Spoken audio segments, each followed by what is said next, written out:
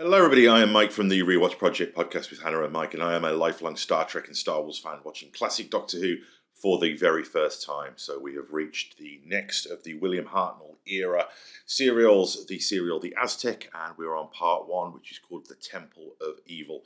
A quick reminder that I appreciate feedback. You can either send that to rewatchprojectpodcast@gmail.com, or as many people have, you can leave comments on the YouTube channel, and it is really awesome to get feedback and nuggets and a little bit of historical background to educate this Doctor Who novice a little bit about the show and the many, many questions that I will no doubt ask during the recording of this episode. And thank you so much to those who have commented.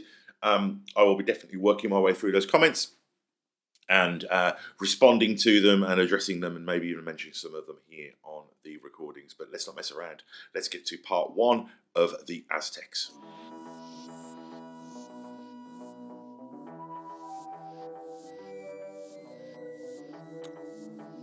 I do love these miniatures. Adds to the charm. I noticed that some episodes kind of lead into the next one, and others, and I'm wondering whether this is just kind of how it is now, just end with them beaming out.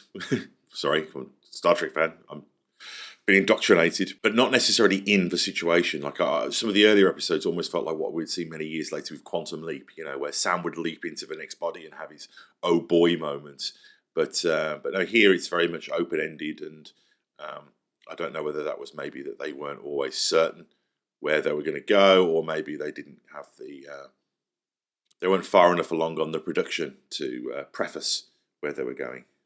Or it could just be a writing choice. But yeah. Okay, here we are. Temple of Evil. John Lucarati. He must have been a priest. We're back in history mode now. We must be on Earth again. Wonder what year it is. And that's what I call really knowing your subject.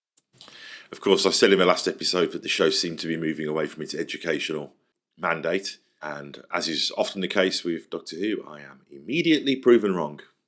Ah, well. Hey, look, cartoons. They've got bubbles coming out of their mouths. I love how much of a child she is. And it's funny as well because I mentioned that, obviously they've cast somebody older than she's meant to be, so it comes off at odds. But I think it kind of adds to the alien nature. And it's funny, I'll mention this really briefly. I watched a couple of the new Doctor Who's. They were just on TV, which obviously, assuming I go past the classic era of Who into the new Who, will probably take me many years to get there. But I noticed that the new Doctor, the Ncuti Gatwa or Nashuti, apologies, I'm not sure how to pronounce his name, mentioned having a granddaughter, and I was the Leonardo DiCaprio, the pointing Leo meme at the screen. It was like, wow, okay, I've actually watched enough Doctor Who to be getting references, so that was fun. Nice Indiana Jones, Alan Quatermain vibe going on here. H. Rider Haggard, Doc Savage, love it. Perfect. The temple is sacred to the memory of the High Priest Yetaxa. You trespass and must be punished. Warriors! That's a strong look. Yeah, very wizardy. Wow, that's the fastest capturing ever. Great camera work there. Must be really difficult. Now, where is this going? The Doctor must be just like, you people. Like, it's like herding cats, isn't it? It's like taking school kids to an amusement park and trying to keep them all together, isn't it? Here. Ah, We must be pretty high up here. I mean, look at how much this show achieves on so little, I mean, people talk about the original 60s Star Trek being low budget, but that's like a frigging Christopher Nolan film compared to this from a production value perspective. And, it's what you do with it, isn't it? And necessity and the mother of invention are definitely hand in hand here in these early Doctor Who's. So impressive. And shame on people who can't see that, who go back and laugh at the fluffs and the restrictions, as opposed to seeing the craft and the solutions and the creativity and the originality. Yes, I should hate to be carved up on that by some Aztec high priest. Yeah, me too, Doc. Servants of whom, sir? There's a lot of older actors in this episode. I think this is going to be fluff heavy. The Ataxa, the high priest. Where's Barbara? Of whom do you speak? The woman who was here a moment ago. And the title of this episode, The Temple of Evil. I mean, that's straight out of the serials, isn't it? You know, it feels very deliciously pulpy. Great reaction. Is with us, Ortlock. He's a swarthy fellow. Does it rain? Cation to the rain god shall offer human blood. The rains will come. There was no way that they were ever going to have any kind of interaction with Aztec culture without one of the female characters being potentially offered as a sacrifice. I'm also curious to see how much time we spend with the guest characters on this storyline as well. That's always been something that I've kind of enjoyed keeping an eye on with these early Hartnell episodes. No more talk against us that the gods were against us and brought drought to the land. Well, it's the younger actors that are making the fluff, so I apologise for my unfoundedly ageist comments earlier on. The same god as you.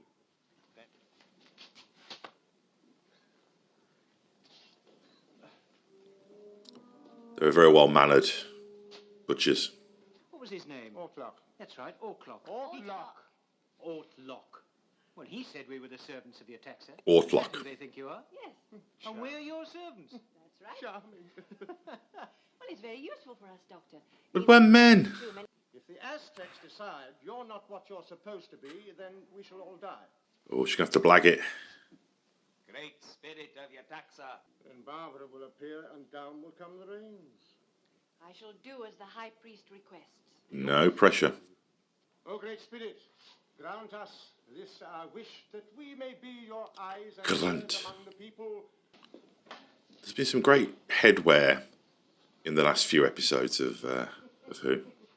A wonderful performance, my dear. Congratulations. We now have everything. Hartnell's energy levels since his break have been great. I mean, a part of it, of course, is the way that they're writing the character. Just he's got this.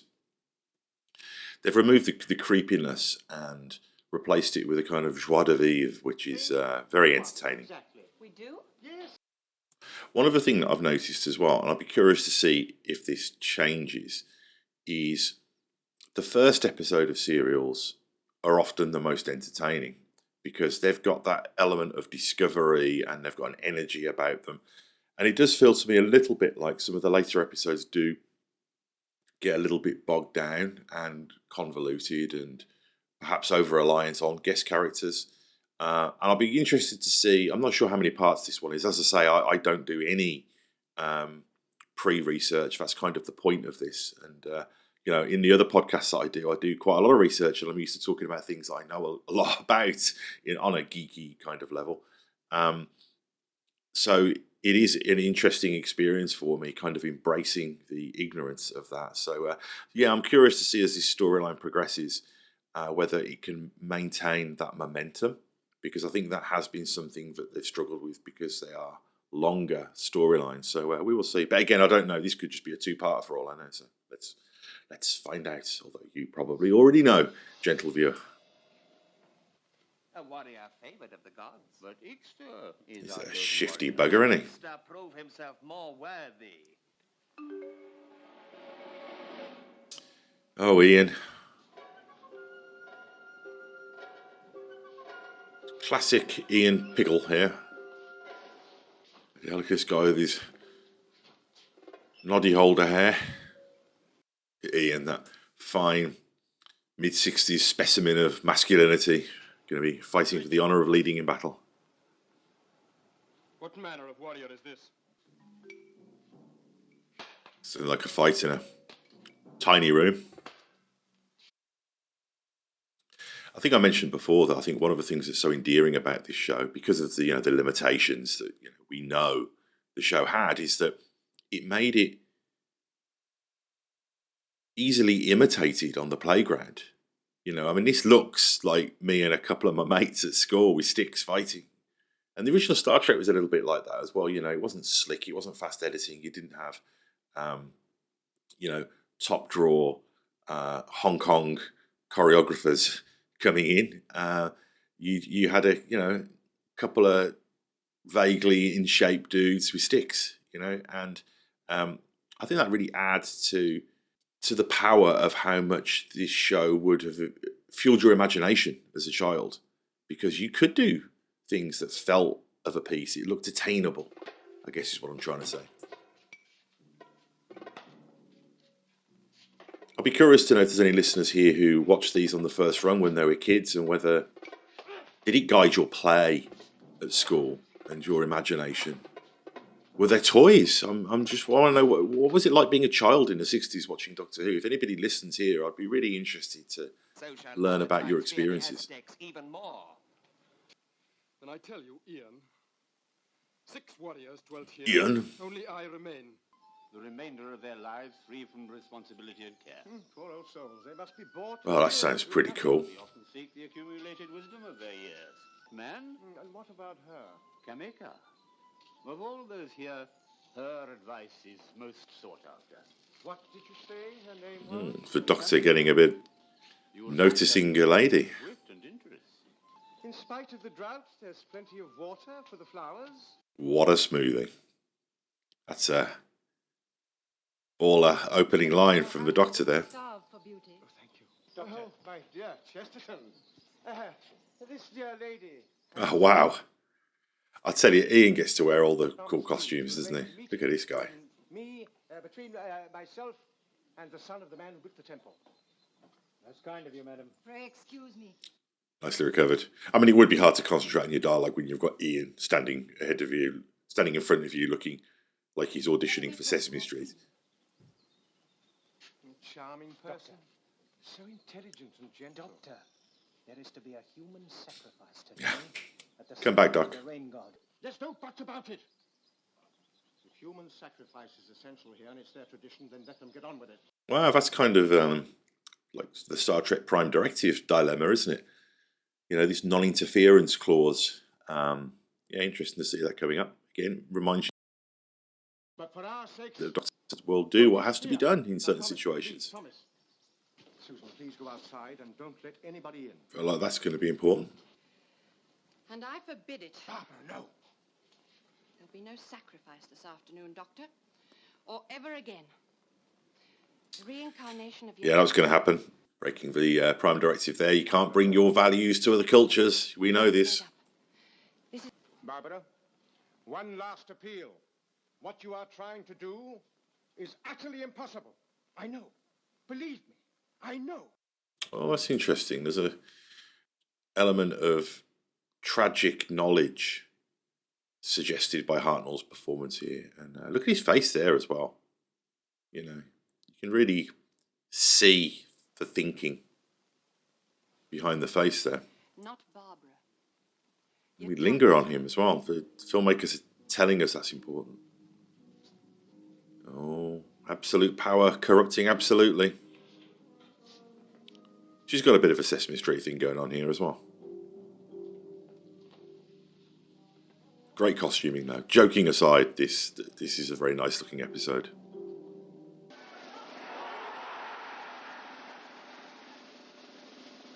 And that's how you handle the production value. I mean, we know that there's meant to be, dozens or hundreds or even thousands of people looking up at them. Just don't show them, because you can't. But we know they're there. We can hear them. Theatre of the mind. Wow, what a villain.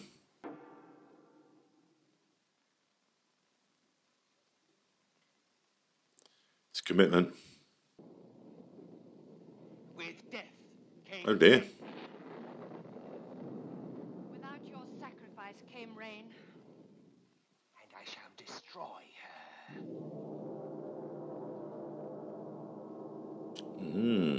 Straight to camera.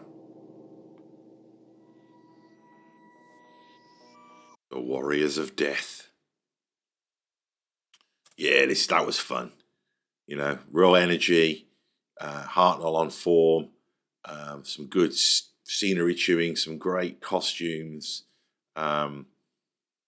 fun bit of moral stuff around time travel and the responsibilities associated with that and interfering with cultures. And looking forward to the Warriors of Death, the next one. Any feedback, any thoughts, any nuggets of wisdom? Always appreciated from you Whovians. And let me know also if there's anybody who's watching Doctor Who for the first time along with me, whether there's any similar novices out there. That'd be great to hear. So please do leave comments. Check out the Rewatch Project with Hannah and Mike podcast, and I will see you back very soon in the next day or so with the Warriors of Death. See you soon.